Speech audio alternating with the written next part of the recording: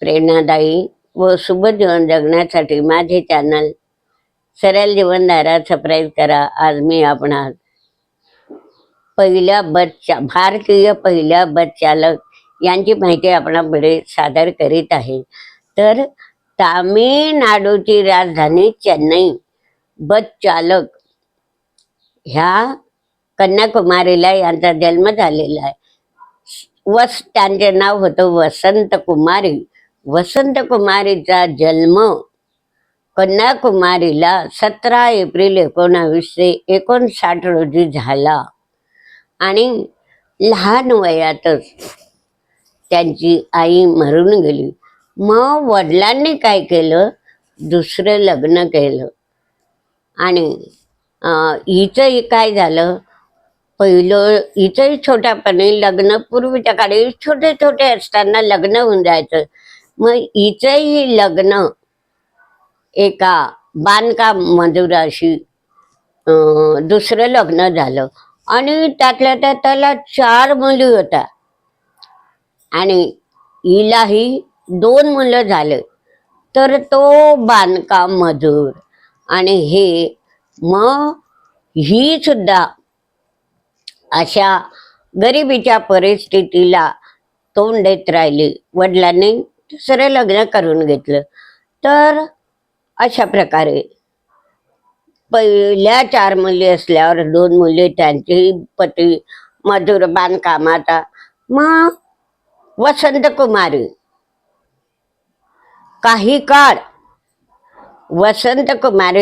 काळ महावीर मंदरम या स्थानिक महिला संघटनेमध्ये सचिव म्हणून काम करत होत्या।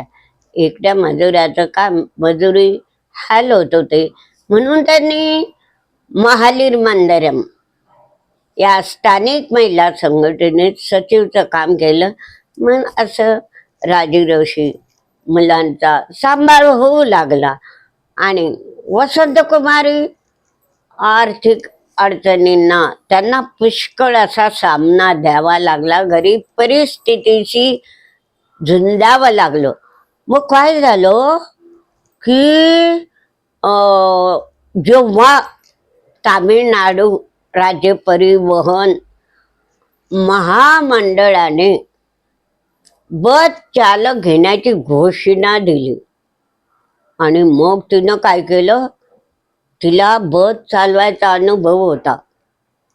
मग जेव्हा तामिळनाडू राज्य परिवहन महामंडळाने बस चालकाची जेव्हा हे घोषणा केली तेव्हा तिने अर्ज केला आणि पण चालक पदासाठी हे बाई म्हणून हे काही काम करू शकणार नाही म्हणून तिच्याकडे दुर्लक्ष करीत होते।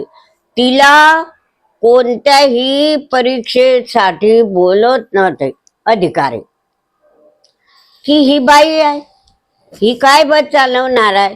बस चालकाची रात्रपाळी असते, दिवसपाळी असते, 8 तास काम करावं लागतं। तर ती बाई म्हणून त्या अधिकाऱ्यांनी तिची काही दाद घेतली नाही, की ही बाई काय करणार आहे बस चालकाची। मग तिनं काय केलं की अनेक वरिष्ठ अधिकाऱ्याकडे आपलं प्रकरण मांडलं की मला बस चालवण्याचा अनुभव असल्यावर मला का घेत नाही। तर असे पुष्कळ प्रकरण तिनं वरिष्ठ अधिकाऱ्याकडे केल्यानंतर मग तिला मार्च 1993 मध्ये बस चालक म्हणून घेतले गेलं आणि बस चालकाची नोकरी दिली। मग सुरुवातीला तिला सकाळची 6 वाजेची शिफ्ट दिली।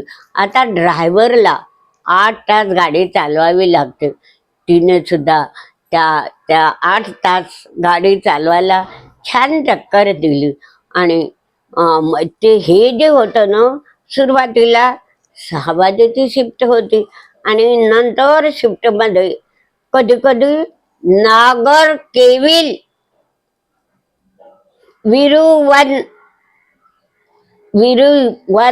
विरुवनंतपुरम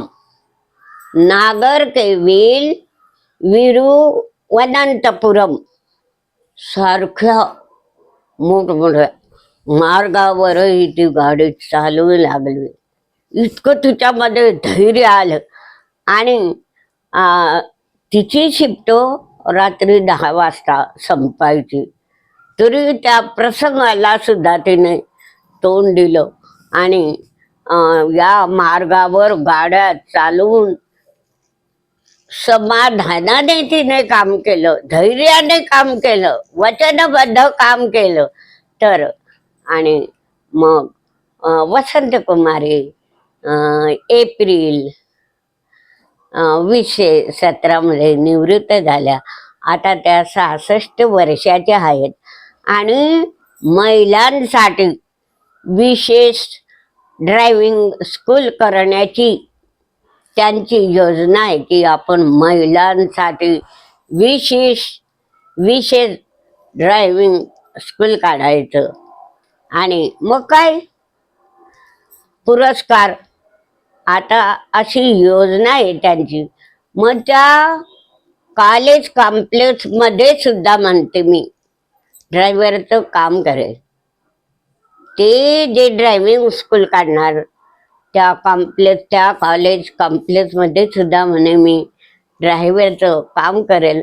अशा प्रकारे तयारच होते ते ड्रायव्हिंग करायला. आणि बघा, पुरस्कार आणि सन्मान वसंत कुमारी यांना त्यांचं धैर्य, त्यांची वचनबद्धता आणि उत्कृष्ट सेवेसाठी 2016 मध्ये रेन ड्रॉप्स वुमन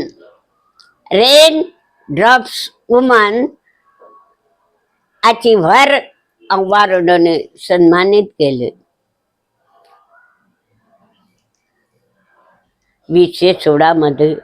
कारण त्या धैर्यवान होत्या, वचनबद्ध होत्या आणि उत्कृष्ट बस चालक म्हणून त्यांना 20 उत्कृष्ट सेवेसाठी 2016 मध्ये रेन ड्रॉप्स वुमन अचीव्हर अवॉर्डने सन्मानित केले. तर अशा प्रकारे त्या तामिळनाडू, चेन्नई राजधानी, त्या कन्याकुमारीच्या पहिल्या भारतीय महिला बस चालक म्हणून आजही त्यांना ओळखलं जातं आणि त्यांची प्रसिद्धी आहे. तर आपण साधी सायकल शिकतो, काही गाडी चालक, पण तिनं रात्रपाळी दिवसपाळी करून 8 तास ड्रायव्हिंग केलं धैर्यानं, वचनाबद्ध. आणि अशा प्रकारे त्यांना रेड ड्रॉप वुमन अचीव्हर अवॉर्डने सन्मानित केलं. अशा प्रकारे आपणही आजकालच्या मुलींनी कोणत्याही क्षेत्रामध्ये उडी घेतली आणि हिमतीनं आता आहे रेल्वे या चालक आहे, बस चालक आहे. पण ह्या पहिल्या महिला बस चालक म्हणून प्रसिद्ध आहे. हा व्हिडिओ अवश्य पहा, लाईक व शेअर करा.